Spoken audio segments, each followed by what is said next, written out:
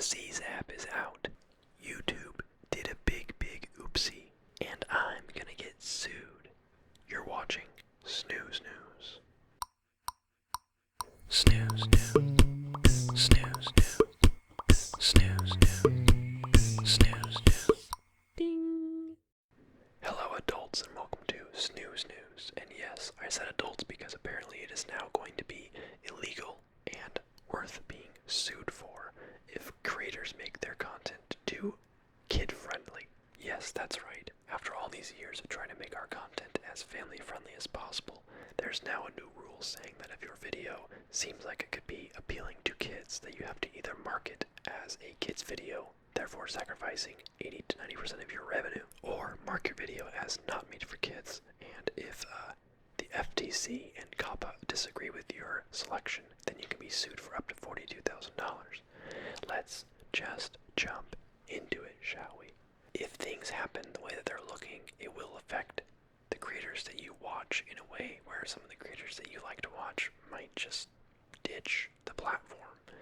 So to put it in simple, understandable terms, there's COPPA, C-O-P-P-A, which is the Children's Online Privacy Protection Act, and then there's the FTC, which is the Federal Trade Commission. So, COPPA is pretty self-explanatory. COPPA is Children's Online Privacy Protection. So YouTube got in big trouble because they've been collecting user data on all their users to make targeted ads at their viewers, like one does. The issue here is that there are lots of kids, people under the age of 13, using YouTube, and they've still been collecting data on all users. So here they have all this data they're collecting on kids, so they can target kids' ads or whatever is relevant to that particular viewer. It is in fact illegal to collect that kind of information on kids 13 and under. So, big no-no on YouTube for doing that. So, COPPA tells the FTC that, like, hey, these people are breaking the rules. FTC gets involved, right? FTC sues YouTube for $170 million for breaking the rules. YouTube pays up because they have a bajillion dollars because they're owned by Google. Google has infinite money, it seems like, so they're just like, whatever. But now they have to comply with these new rules. And somehow, this is what they came up with as a solution to YouTube breaking the rules and collecting data on kids. Ready for this? No responsibility. They have transferred all of that onto individual creators, where now it is up to the creators to mark if their video is for kids or not. And if they do it wrong, they can be sued for up to $42,000. That's per video. So if I have about 300 videos, if I marked all those wrong, according to COPPA, then I'm sued for, let's do some math here. 300 times 42,000 equals $12 million. I can now be sued for $12 million if I mismark all of my videos. But you might think, well, just mark your videos, right? What's the big deal? Here's where it gets a little bit funky down. The definition. Okay, keep in mind that these organizations are being run by old people. Not to be disrespectful, but these people clearly don't know how YouTube itself works or how the creators aren't like employees of YouTube. We're just people. So they might have looked at the issue here and been like, oh, well, bunch of videos that may or may not be for kids. Let's just make it so they mark them for kids or not. Easy, problem solved. But it's way more gray than that. Way more gray than that. Like, my videos, I've never made any videos thinking, yes, this video is for kids, right? I've never done that. It's a pretty family-friendly channel, but it's not made for kids, right? Kids can watch it, and, I'm sure if their mom looked over their shoulder, they wouldn't be like, oh my gosh, what are you watching? It's just normal, family-friendly content. It's not directed at kids, though, okay? My demographic in mind is like people in their teens and upwards into their 20s, because I'm 26, so people my age might like to watch someone like myself because we can relate on being 26. But I also play like video games that, are played by teenagers like Fortnite or Minecraft or Destiny or whatever, right? Pretty heavy set on, ages, 14 to 30. That should be my demographic, right? But that's the thing, is it doesn't matter what I think. It doesn't matter if I'm making my content for kids or not. It matters what these people think according to their rules. If I say, hey, Minecraft is played by plenty of adults. And I make a Minecraft video, they're like, no, that's a kid's game. Look at it. Look how it looks so cartoony. This is for kids. We're suing you for $42,000. They can do that because their definition for what is a kid's thing is basically if it looks kiddish. So they basically have set rules for what makes a video to them directed at 13 and under. And let me read you that right now. The FTC will consider the following in determining whether your content is child-directed. Okay, here we go.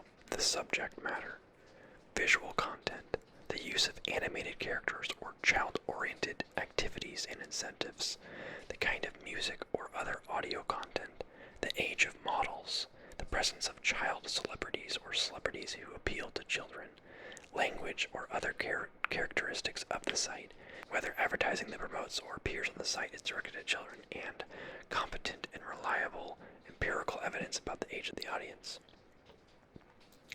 So, the ones I take issue with here are just how big and vague subject matter and visual content are, the first two.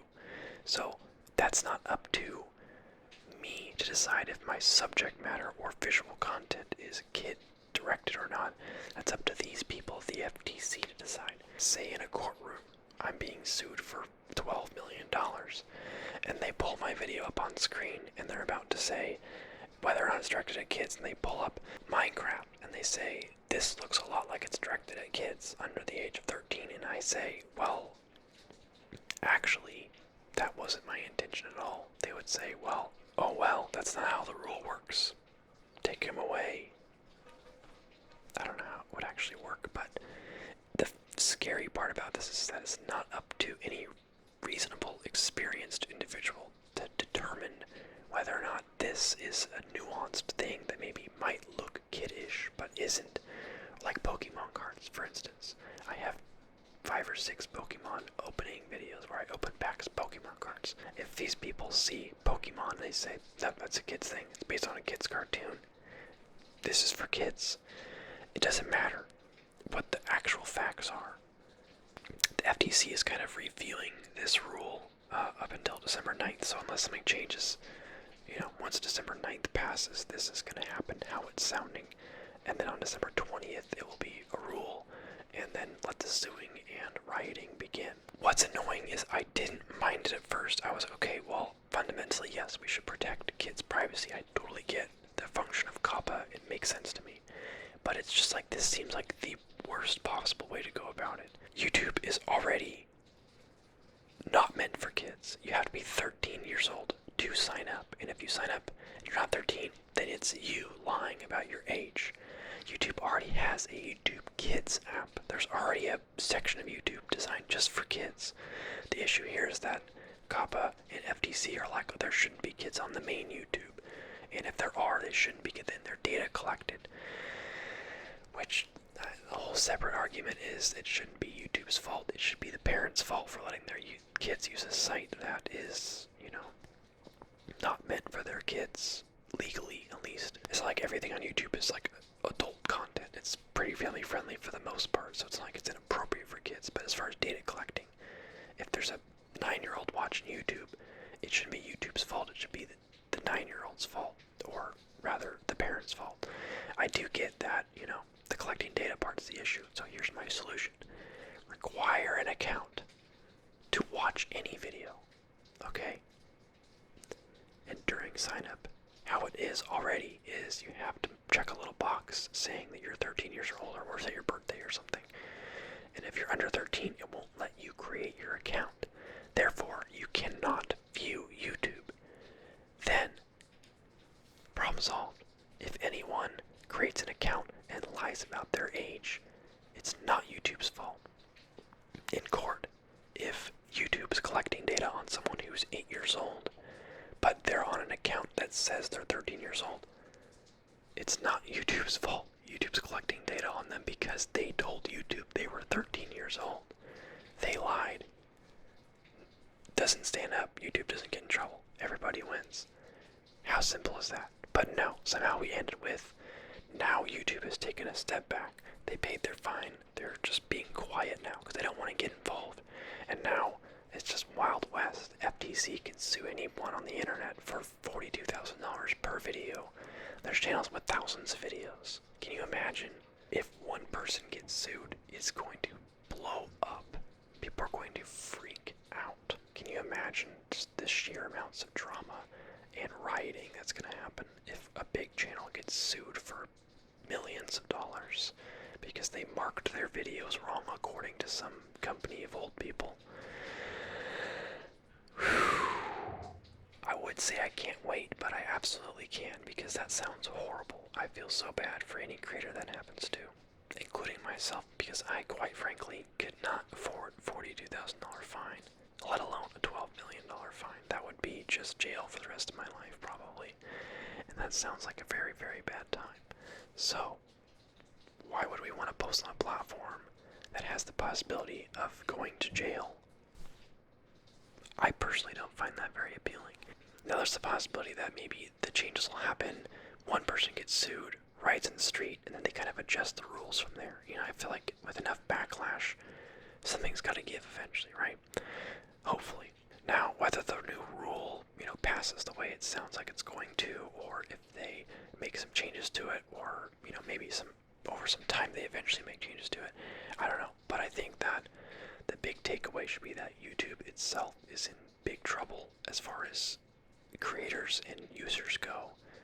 If this goes through and people start getting sued and the creators start just freaking dropping the platform like a hot potato because they don't want to get sued, we're going to see a distinct exodus of the platform for creators. It's going to be just like vlog channels and cooking channels, because those are safe, I guess. I don't know. Just think of what kind of channel is not too inappropriate to get demonetized and not too kid-friendly to get monetized. Like, we're going to have such a boring platform if this happens. So what I think we're going to see is a lot of YouTube clone websites trying to basically pick up all the users and creators leaving YouTube. And, yeah, that might be interesting to see.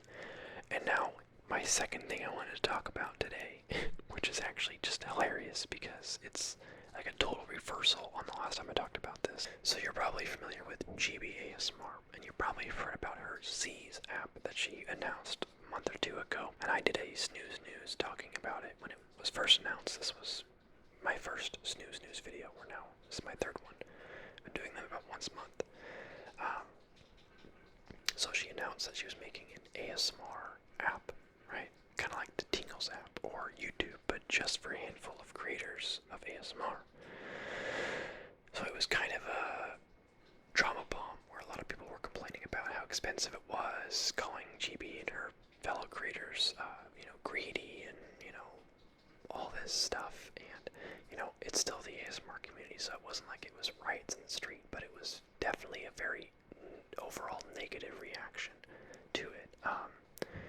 And a lot of people talked about it on, my Snooze News video had some good discussion where a lot of people were kind of saying lots more of the same, but they were saying this is too expensive because it was $10 a month or $100 for a year to watch 24 creators' videos, most of which were on YouTube. There were only a handful of exclusives that you could not watch just on YouTube for free. And the features that come with the app are pretty basic things like being able to download the videos for offline play, which anyone with any know-how knows how to do on YouTube anyway. A sleep timer, which is built into most phones. What else? Being able to play the video with your screen off. And sure, that's not a bad function for people that don't know how to mod their phone at all, but how hard is it to just flip your screen upside down, so it's not shining at you? It's not worth $10 a month to save you from that. So there was a lot of kind of backlash about how it was too expensive for what you were getting, and while I do stand by that it's a little expensive, I have a totally new perspective on this. Because look, fellas, nobody wants to pay for nothing, right? Myself included. But if YouTube's going to be a platform that it is becoming increasingly more difficult to have your content monetized, now with the added bonus of a chance of being sued for millions of dollars just for posting videos, I understand. Okay, I get it. I don't like it, but I get it.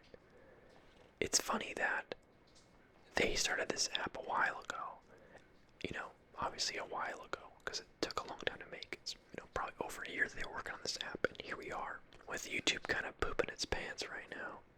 And here, now they look really smart, They've constructed the arc, and they're getting off the platform. And of course, they're not leaving YouTube, of course, but, not yet, I don't know, maybe. I'll bet half of Gibi's content could look like kids' content if they really wanted to go after her. They could, probably. But now, Gibi's over here being the smart one, where she's got her own app with her own servers for videos and her own monetization. And quite frankly, now I'm a little envious because my channel's going to be in some serious trouble if this thing happens the way it sounds. So some of the changes regarding the Zees app, what's changed in the app in the last 2 months, because they were supposed to launch the app back in September, I think. And after the backlash, they were like, okay, chill, we're gonna fix some stuff and we'll come back, okay? And so what did they change during that time?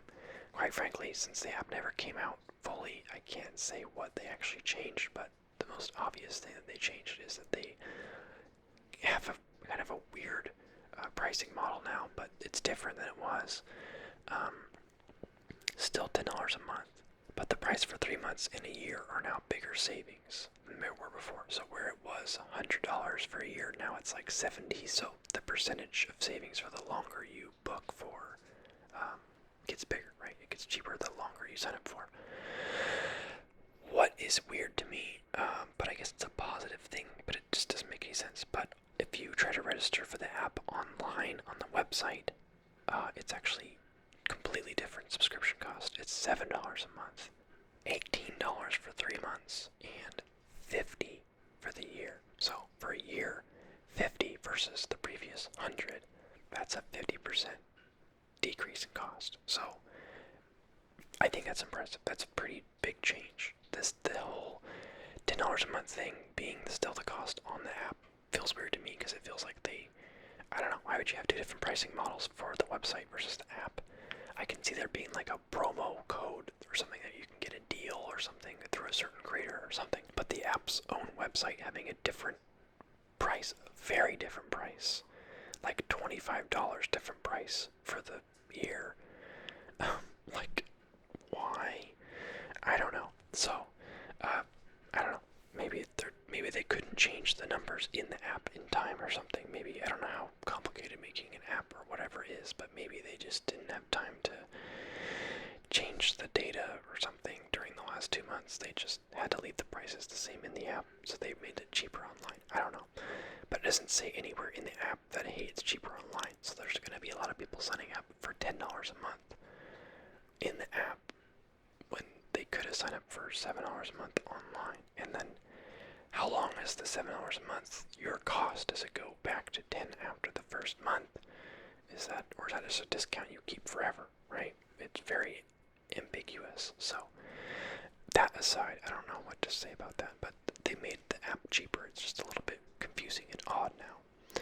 So the app itself, don't thank me, but I signed up for it so that I could take an actual look, because you can't see the app or any of the videos on it until you sign up for a subscription. You open the app and it's like, subscribe, and you're like, okay, and it's like, create an account, and then it's like, subscribe. You can't see any videos.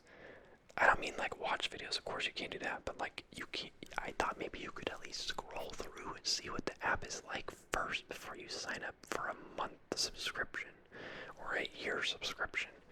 Before I pay you $100, let me see what I'm getting first, for the love of God. So, sorry, I'm starting to get ranty, but I actually am talking positively about this app. It just seems there's odd decisions I have to rant about, right? It's part of my job. So I signed up for it so I could see it. There's a 3-day trial that you can check a box for. I don't know why you wouldn't check the box. I feel like that should just be a default. You can sign up, or you can sign up and get 3 days for free, with the option to unsubscribe during those 3 days so that you don't pay any money. Anyway, so it looks nice. Like, it looks just like the Tingles app. Really, it's just the Tingles app again, except subscription based. So I will say that much. The one good feature, I think, is that there's a section where you can search by trigger, and it's a very long list of triggers, and I think that's nice. That's one thing that I think was a nice step up. I'm not one to search things by trigger. I like to just watch creators individually. I think that's usually what draws me in, is the creator themselves. I usually watch the video for the person, but I know a lot of people like certain triggers, and I think it was nice that they have a very in-depth list of triggers that you can search by, so that was a nice feature. And man, most people are never going to know that's a feature because you can't see the app until you sign up for a subscription. They're not going to know why do they want to sign up if they never get to see it, so I don't know. I signed up because I wanted to make a video about it, not because I cared about the app, you know. I thought it was really funny because there is a featured creator twice a month, and guess who was featured on the Zees app this week? Gibi herself. Yes, that's right. She featured herself on her own app. Also, this was hilarious to me. If you go to the Discover page, you'll see Gibi as a featured creator, and if you scroll down a little bit more, there's a section called Top Videos of the Month. And out of the first 10, 8 of them are Gibi's videos. I'm not saying that she's using her own app to just promote herself as the best creator ever, but that's kind of what's happening. So yeah, the app is good. The app seems good. It's personally $50 a year is not a bad deal. That makes it less than $5 a month, right? Which is much better than $10 a month. And that's the kind of price point that, while it might not be worth it to me because I don't mind just watching videos on YouTube, and the features are not enough to make me spend any money, and I'm just cheap. I'm just cheap. But I can definitely see people finding $5 a month or less than $5 a month to be a very doable price and very worth it price for this kind of thing. Some people are way more into watching ASMR than I am, and way more picky about ads and not being able to turn your screen off, or downloading videos for offline play. So you travel a lot. I'm sure there's going to be a lot of people that find this worth it, you know. I'm sure there are people that would have found $100 a year worth it, but now it's even more accessible. So I don't really have any complaints about the price now. I think it's fair. I think they did a good job. And if you don't want to sign up for a year, you can do $7 a month, which is a little bit high, but that's if you don't want to sign up for the longer discounts. That's on you, you know.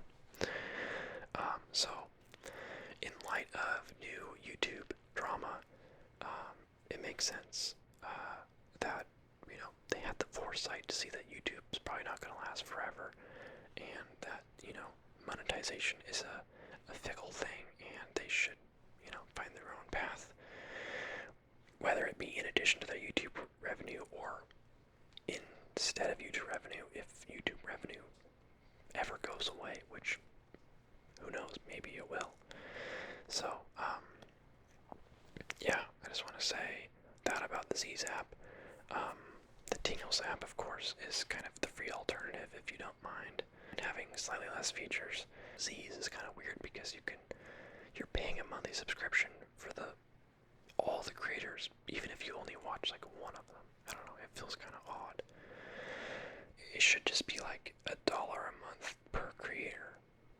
I don't know if that would work either, but you know what I mean. Like, if I just want to watch Maddie Tingles on Zees, then I don't want to be paying money to everyone else if he's the only one I'm going to watch. But then again, it might work more like Spotify, where it's based on plays and the money gets divvied up based on how many views you got. I don't know. I won't pretend to know how they're running it because I just don't, but maybe if I'm lucky, they'll invite me to the app. They have said they want to open it up to more creators. It obviously depends on the success of the app itself. You have to be making enough money to pull on more people, so we'll see if that ever happens. But anyway, news aside, beyond the FTC COPPA in the Zees app, I wanted to give you my favorite videos of the week. I have two this time, and number one being my boy, Fredsvoice, Pirates of the Caribbean Roleplay. I, of course, am the captain, and you are the crew. So being part of the crew,